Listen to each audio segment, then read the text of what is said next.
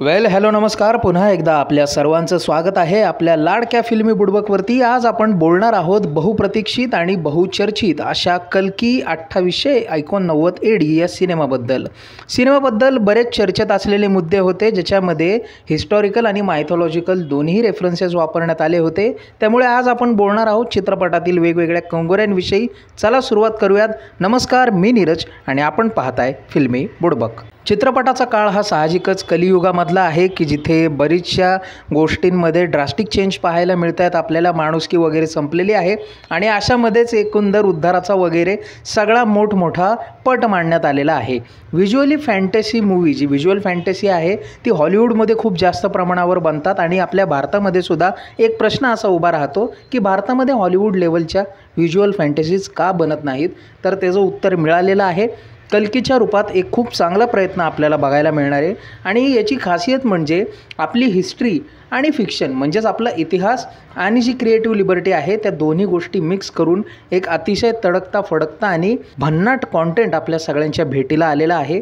कौतुक केलं पाहिजे नाग अश्विन म्हणजेच नेगी, ज्या पिक्चरचे रायटर, डिरेक्टर, स्क्रीन प्ले आणि स्टोरी ज्यांनी लिहिलेली आहे. एक हाती सिनेमा त्यांनी अतिशय उत्तम पद्धतीने त्याचं प्री वर्क केलं आणि त्यानंतर चित्रपट ज्या पद्धतीने त्यांनी एक्झिक्यूट केला, सॅल्यूट आहे त्या माणसाच्या विजनला. त्यासोबतच ॲक्टर म्हणून सर्वात मोठा धक्का जर का मला कोणी दिला असेल तर तो प्रभासने नव्हता. मला सर्वात मोठा धक्का बसला बिग बी म्हणजेच the great Amitabh Bachchan sir यांचं कॅरेक्टर बघून. रिश्ते में ते सगळ्यांचे बाप का लागतात हे हा सिनेमा पाहिल्यावरती पुन्हा एकदा लक्षात येतं. कौतुक दिग्दर्शकाचं केलं पाहिजे कारण त्यांनी बिग बींचं सगळं कॅलिबर अतिशय उत्तम पद्धतीने वापरलं. यासोबतच प्रभासचंही कौतुक केलं पाहिजे कारण आपला गॉड लेवल स्क्रीन प्रेझेन्स त्याने या चित्रपटात दाखवलेला आहेच. पण एक ॲक्टर म्हणून बाहुबलीनंतर कुठेतरी मला पहिल्यांदा असं वाटलं की प्रभास स्वतःला एक्सप्लोर करतोय आणि डिरेक्टरसुद्धा त्याला एक्सपोज करतोय. सोबतच सरप्रायझिंगली दीपिका पदुकोण यांचा एक मिड क्रेडिट सीन आपल्याला पाहायला मिळतो आणि या चित्रपटाचा सिक्रेट सुपरस्टार जर कोण असेल तर ते मी कमल हासन सरांना म्हणतोय. का ते आपल्याला चित्रपट पाहिल्यावरती कळेल. दिशा पाटनी यांचंही काम का होतं चित्रपटात असो, पण म्हणजे ठीक आहे, त्यांनीही आपापल्या 5 मिनिटाच्या 7 मिनिटाच्या रोलमध्ये उत्तम काम केलं. सोबतच चित्रपटाला भव्य दिव्य बनवण्यासाठी लागणारं जे बॅकग्राऊंड म्युझिक आहे, संतोष नारायणन यांचंही कौतुक या सिनेमासाठी केलं पाहिजे. एकूणच सिनेमाचे मेकर्स असतील, ॲक्टर्स असतील, प्रोड्युसर्स असतील, डिरेक्टर असतील, सर्वांचं कौतुक केलं पाहिजे की भारतामध्ये एक व्हिज्युअल फॅन्टसी मूवी बनवण्याचा अतिशय सफल प्रयत्न त्यांनी केला आहे.